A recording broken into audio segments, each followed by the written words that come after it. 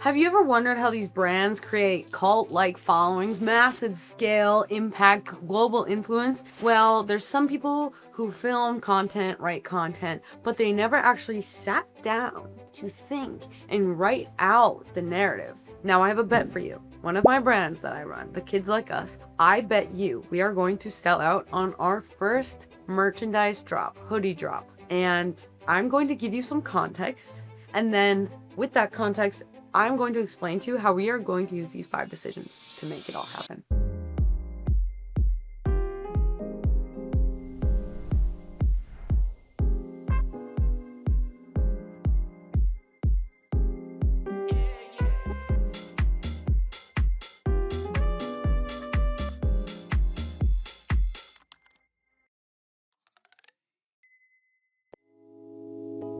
What is the first decision you have to make in order for your brand to go big? Well, you have to decide what is the belief you want your audience to take away. What is their current pain point? What is the gap between where they are now and where they want to go?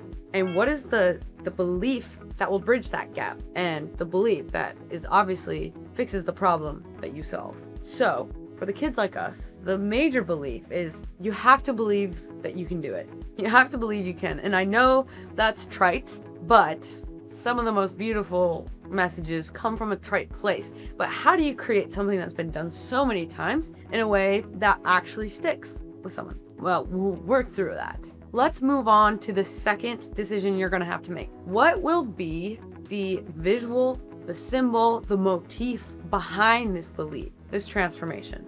For us, we have one example right here, which is the hoodie. What is the tangible thing they can look at, feel, see that embodies that belief? So this right here is our hoodie. That is the back, this is the front. The goal is that this hoodie is something our people can wear and feel like when they're wearing it, they know they are getting just a massive hug from a community of people who have built the life they want to build, from a founder who's been through the gutters and eventually achieved their massive goal. Now, the campaign we're running has a secondary symbol or motif behind it. That is this yellow suitcase. I actually happened to find it in my mother's closet, but these are 2 symbols or motifs that we are going to be utilizing as a brand to create that buy-in. Something that they can see, instantly recognize, and understand what it is we are talking about. You can consider your logo motif, you can consider the color, everything visually could serve a purpose or it couldn't, but it just depends if you've actually, once again, sat down and made that decision and looked at your narrative. Now I'm going to move on to decision number 3 that you have to make, and that is specificity. People don't attach themselves to broad ideas. Why do we tell stories in the first place? Because stories put us in that environment, put us in that headspace. The exact feeling they had, the exact dialogue that was going through their head, if you can match that and you can really put your viewer into that scene, you're going to go so much further. So, for example, for the kids like us, half of the time, the founder story is everything. I think for most of us here, the founders, the speakers, performers, founding stories is how did you get to where you are? It is the most obvious, but the best place you can go. Now, my story for the kids like us, I can drop it to you in 30 seconds and I'll get the point across because I have practiced it, reiterated it across blogs, videos, whatever else so many times that it comes so naturally to me. So this is it. Now my founding story is this. I dropped out of one of the top business schools in the United States to move across the country to a brand new city where I knew nobody, to chase a dream I almost ignored, to become a global filmmaker, to become a sponsored ocean athlete, to travel the world and make my own decision about how I wanted to live my life. In order to get there, I had to face my own demons. I had to couch hop for 1.5 years. I had to sell my plasma and go through the gutters. Now, on the other side of that, I've achieved it all. Okay, so that's essentially the story. But where it gets super specific is when things got hard, when things got dark, when I was sitting alone in my room, wondering if I could even do it because I couldn't afford rent. The question I asked myself was, what would I do? would I keep going if my younger cousin McKenna was watching me? Could I be an example for what someone else can do? Because oftentimes when things get dark and hard, it is not ourselves that can pull it out. It is our purpose to serve others that does that. So this is where I'm going to bring you now back to the hoodie. That got pretty specific, but there's a point to that. And I'm not gonna tell you I farmed that narrative just for this hoodie launch. That came from my heart. That came from my soul. That came from the human truth that it is. That's when we put it on a hoodie. So wearing this, why not you? You become, obviously we talked about how if you wear this, you feel the love of everyone who's ever achieved something before, whatever. But now when you wear it, you also become the reminder to the person behind you that they can achieve big things too. That the people who are out there are just humans. They're just like you. So why can't you do it either? So kind of multi-layered and dimensional, but that feeling and it's just, it gets me so hyped and ramped up. But you can't do all of this, and as good of a story that you might have, to build a cult-like following, you need to have the element called inclusion. Before we go on this podcast tour, we are hosting our first live in-person event. Most brands know at this point that you have to generate community. You have to get live with people in order to get buy-in. Now, there's many ways in which you could get people to feel involved. You could put a poll on your story, like, what is your favorite material for a hoodie in this case? The editors told me my audio, in fact, cut out halfway through my recording, so I will be finishing this up from the road. Just a quick update on the in-person event. It went incredible. Like, you get to spend time with the people who consume your content, your audience. You get to ask them questions, just like a research call. You get to know their pain points, where they're looking, what's their vision.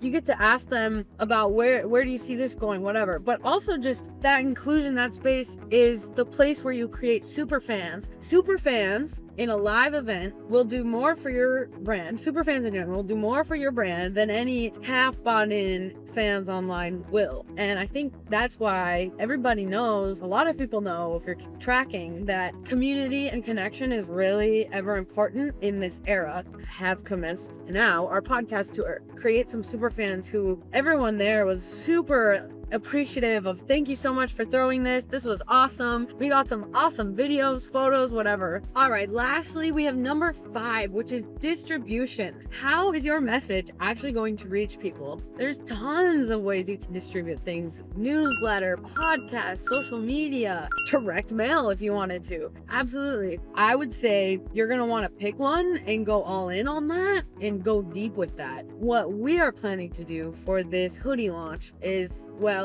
we've sprinkled in the idea, and you sprinkle it early. If you've ever studied a launch campaign or read Jeff Walker's book Launch, I love it. You gotta sprinkle, you gotta get so many touch points. Like, I don't know if you saw Justin Bieber's latest campaign, but he posted, I don't remember if it was 57 times about it in the span of a couple months, and he's famous. So if you think that you can post once, twice, or 3 times about it and expect that to be effective enough, you are sadly wrong. So what is the format of distribution that fits your personality best? Well, we study social media and content, so of course we're gonna do a social media campaign, and we're gonna format it like, hey, this is a founder storytelling. We're gonna vlog this podcast tour. We just had a sick vlog moment. Like, it's been, you can just feel the story come to life as we're here. So that's one long form asset, right? But we're gonna break it up between that. We're gonna use some of these vlog clips and distribute them in the short form, of course. We have one film campaign, which was on that beautiful whiteboard standing behind me. I will put a picture of it here. It's a film campaign that is one really well thought out, done brand film. The shot list was on the board behind me, but it's this story of this individual who has this dream. They're scrolling on social media in their bed, laying at night, seeing all these people living their dream and not really feeling like, wow, I wish that, feeling this jealousy, I guess. I wish that could be me. Going into the office, hating their life at the office, knowing this is so unaligned, and then they go home. They're fed up. They're done. They pull out the suitcase, our visual motif, out of their closets, and they look at it and they think about it and they consider the dream. But that's not enough. They set the suitcase down. They walk past it. Countless days and nights pass and they don't do anything with that dream. Kind of like when we start something and we don't complete it. But there's another day where it's a night and they've just had enough. They pick up that suitcase. They pack up their entire life and they leave on a trip. The next morning, that suitcase is in the back of the car as they shut the trunk and they head off. And then it follows them to Chicago, to New York, to Charleston, and then to the beaches in Florida Keys, which, if you didn't realize, that's actually the stops of our podcast tour. So in conjunction with getting a bunch of podcast content, the episodes, the guests content, we're getting these shots, we're filtering these shots in throughout our trip as well, because we took the time to think about our narrative. And then the other layer of this is what we're going to do is we're going to use other trending viral formats that data is already out there from brands similar to us, brands who are launching clothes, whatever. The data's there. People have figured out the formats and you don't really have to feel bad about copying formats. Unfortunately, you have to steal like an artist on Instagram. You cannot be completely creative anymore because you're not going to compete, because it takes so much content to understand the data behind it. So the wise man is gonna learn from the data from others. I created a hoodie that reminds me to go after my dreams. And when I wear it, I feel like I'm capable of anything.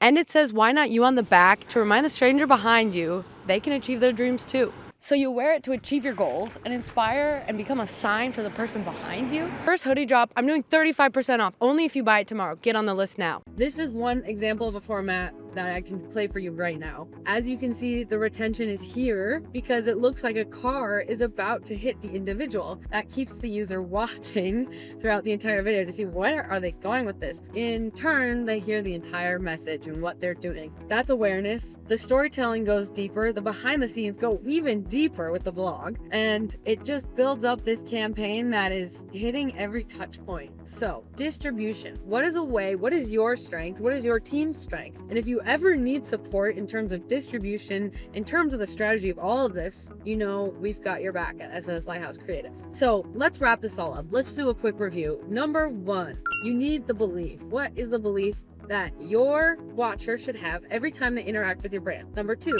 what is the visual motif, the symbol that represents that belief, your brand, whatever? Number three, specificity. What is the actual setting, the details, the person, the name? What is the story that makes this relevant and something that people can attach to their daily life, that they can relate to? What is the feeling, the thoughts, the fears that they have inside of this silly little brain of ours? Number four is inclusion. How are you gonna get your audience involved so that you can create just a few super fans? All it takes is a few super fans to take you far, because those super fans create other super fans. Our event, the biggest reason people came, 60% of the people were there because of a one-to-one invite. Us inviting them inviting their friend, etc. It extends. It's just a ripple, and it is the most effective ripple. Everybody know word of mouth is the most effective ripple ever. So what you can do right now is take a look. Do you have a launch coming? Do you have a product coming? Or do you just want to do a really quick sprint on your brand story and get people's awareness out about you and what you provide? You can take a look at this list of 5 things, and in the description of this video, we will provide you a free resource that you can download to use. It has the 5, and it takes you through some questions you can be asking yourself to brain dump and let this story come to life. There's also a link in the description to schedule a discovery call if you're interested in running a campaign with SSS Lighthouse Creative for your brand. So this entire framework, we are launching the same exact structure, and we have the bet in we're going to sell out in our first launch of hoodies and clothes. So you better stick around, subscribe, follow to find out how does it all turn out. This campaign for the kids like us is one of our best and most in-depth case study to date. So definitely stick around, see how it goes, and make sure to keep it real.